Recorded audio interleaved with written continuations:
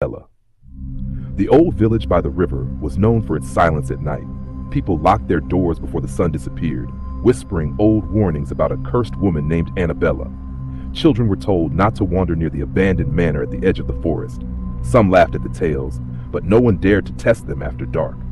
The manor was a huge, decaying house with broken windows and ivy climbing up its blackened walls.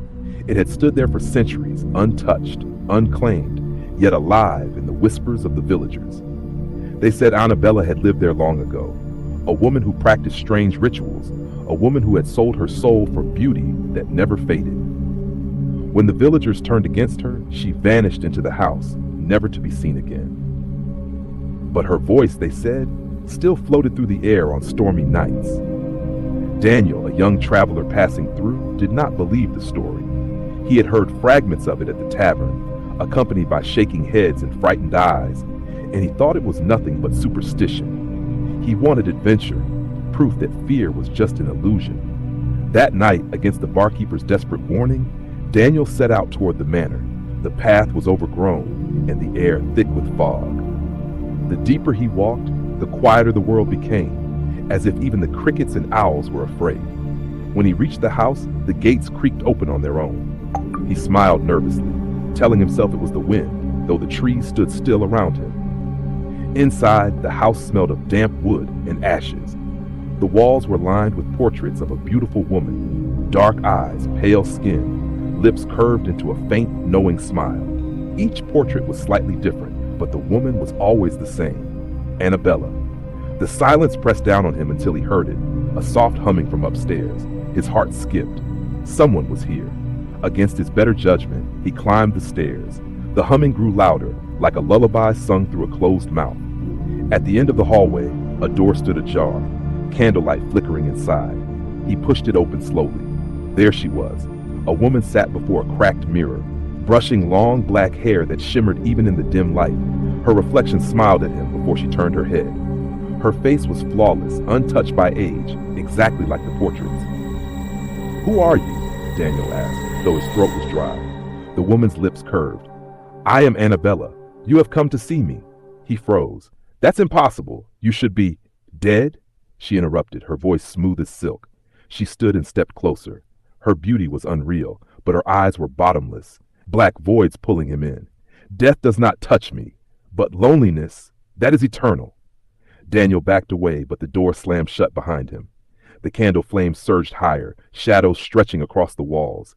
He reached for the knob, but his hand burned as if the metal were fire. Annabella's laughter echoed, soft but chilling.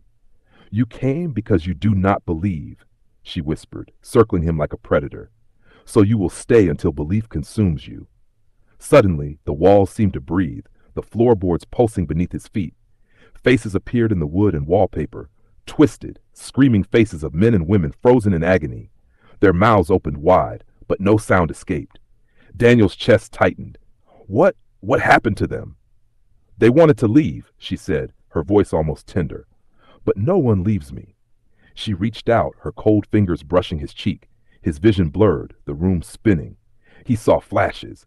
Men dragged into mirrors, women clawing at doors that dissolved beneath their hands, children crying as portraits swallowed them whole, all of them trapped, forever part of the house. Daniel staggered back, shouting, "No, you can't keep me here!" Annabella's smile widened. "But you are already mine." The mirror behind her rippled like water, and hands reached out, pale, skeletal hands clawing toward him. He tried to run, but the floor became sticky, pulling at his shoes. The humming returned, louder, filling his head until it drowned out his thoughts. He grabbed a broken chair and hurled it at the mirror. It shattered, shards flying in every direction. For a moment, silence. Then the shards began to move, dragging across the floor, arranging themselves into new shapes. Each shard reflected Annabella's face, dozens of her smiling at him from every angle. He screamed and stumbled back. His hand brushed against an old book on a table, its pages filled with strange symbols. Desperately, he began tearing the pages out, throwing them into the fire. The flames roared, and for the first time, Annabella's smile faltered. Her voice rose, harsh and shrieking. "Stop!" The walls shook, dust falling from the ceiling. The faces in the walls twisted, their silent screams breaking into whispers. "Burn it! Free us!" Daniel fed more pages into the fire, his hands shaking violently. Annabella lunged, her beautiful face warping into something monstrous, skin cracking, eyes burning red, mouth stretching far too wide. She shrieked, a sound that made his bones ache. Her hands closed around his throat, cold as ice, crushing his breath. With the last of his strength, Daniel shoved the entire book into the flames. The fire blazed white hot, exploding across the room. Annabella screamed, her body twisting in agony, shadows tearing from her form. The faces in the walls cried out, their voices finally released, filling the air with a terrible chorus. The house shook as if it would collapse. Daniel fell to the floor, choking, covering his head as the portraits burned and the mirror shattered completely. The screams grew louder, then faded, until only silence remained. When he opened his eyes, the room was empty. The fire had died, leaving only ashes. The air was still, heavy but no longer suffocating. Slowly he stood, trembling. The door creaked open on its own, this time allowing him to leave. Daniel stumbled out into the night. The fog had lifted, stars glittering above. Behind him, the manor stood silent, its windows dark. It looked dead at last. He didn't stop running until he reached the village. The villagers stared as he collapsed at the tavern door, pale and trembling. He tried to speak, but only one word came out, whispered Annabella. From that night on, some said he village, unable to live with what he'd seen. Others believed the truth, that though he had escaped the house, Annabella's mark was on him, and she would claim him sooner or later. And sometimes, on stormy nights, when the wind howls through the trees, the villagers swear they hear humming in the distance, and a soft, mocking laugh